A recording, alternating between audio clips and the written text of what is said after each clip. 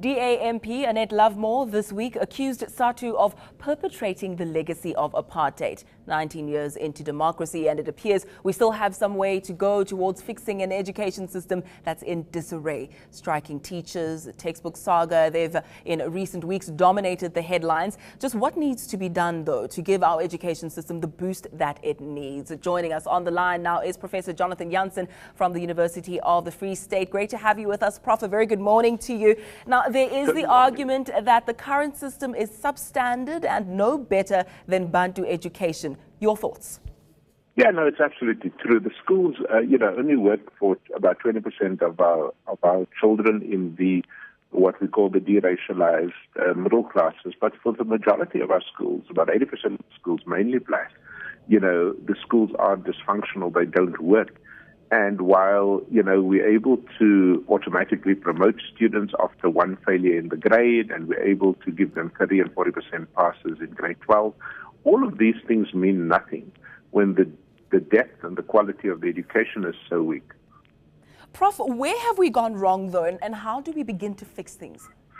Man, I think the first thing, or the first way we went wrong is to deny that there's a problem. And so you would see the annual bonanza, celebrating grade 12 results and all of that. That's the wrong message. Of course, you celebrate individual results, but the system of education isn't working for the majority of children. And every now and again, as in this week, you'd have groups like Equal Education, the NGO going to the Eastern Cape and showing crowded class. We know that, We know the textbooks still don't get delivered in the rural provinces, etc. So the first thing we need to do is to acknowledge we have a serious problem. The next thing we need to do is to then bring the best wisdom, the best technical wisdom, not comrades, not deployees, but the people who can think us through how to solve these really, really difficult problems. And the third thing we need is political will. You need a government that takes charge of education, not teacher unions, but a government that says this is what we're going to be doing, and we're standing our ground in making sure that no child needlessly loses instructional time, for example, as a result of disruptions from the outside. If we do those simple things well, we can still rescue our school system. Can we still blame apartheid, though, for issues such as the mud schools that we're seeing in the Eastern Cape? Yes and no. These legacies are absolutely legacies from colonialism. I'd go even further back, and apartheid, since the 40s. But if you only blame apartheid, you don't take responsibility. You don't hold yourself accountable for what is it now, more than 18 years of being in charge, of spending more money than any other country in Africa on school education. And so, if blaming apartheid is simply a way of escaping, responsibility, then of course I'm not amused by that. But I think we need to look forward and say, what is it within our powers that we have not yet done to give all of our children a fair shake at a good education? Of course, it's a Freedom Day tomorrow. Many people lamenting the fact that it fell on a Saturday. But how would you advise people to mark or celebrate this day? Well, tonight I'm bringing 75 students from one of the most dysfunctional and poorest high schools in South Africa to my home, And I'm talking to them about Freedom Day and talking to them and hopefully inspiring these 75 youngsters, to see a future beyond their circumstances and beyond the school fence. And so my Freedom Day always revolves around bringing high school youth into my home and talking to them about how they can change their lives. But it's not just inspiring them with words. We've actually taken over the school and tried to see if we can change the prospects of young people. So that's what I'll be doing.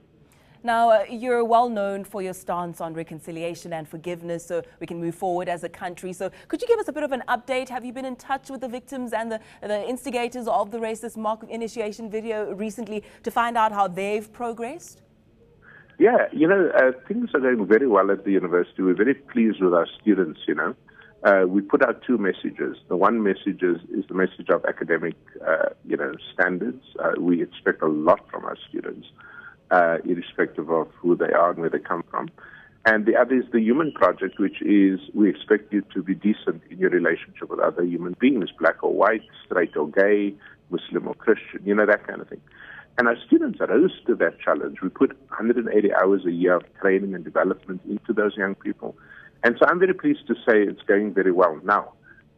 Of course, we've got a long way to go. My apologies, though. The people involved in that actual incident themselves, have you kept contact with them, sir?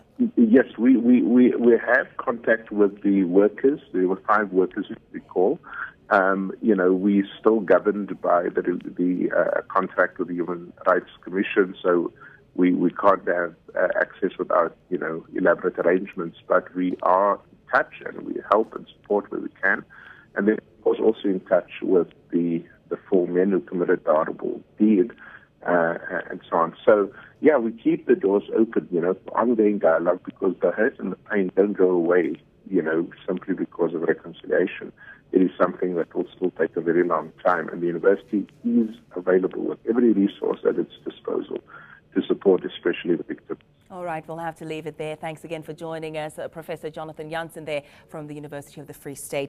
News that moves. eNCA.com.